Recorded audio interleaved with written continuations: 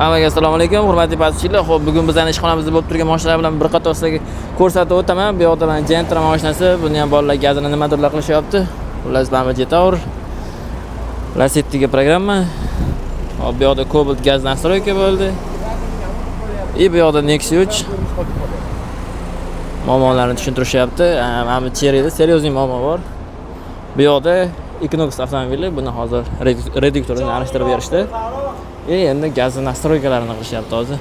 Ustoka, nima gap? Nima ishlayapsiz? Buni reduktorlarni almashtirib hozir. Aha. Reduktorni almashtirib, nastroykalarni cho'tib to'g'rilab beramiz. Ozgina benzin rasxod jarayoni ko'p ekan. Hozir 90 ga o'yish kerak. Bo'ldi. Xo'p, hozir Equinox avtomobilini sizlarga ko'rsatib o'taman. Bitta ko'rasizlar ahvolini. Mana qaranglar, shundoq bardagizm, talpa, xullas buni o'zimiz ochib, chochib tashadi. Xullas bu gaz benzin aralashtirib yoqib o'rgan ekan, buni bizdan oldin montaj qilishgan.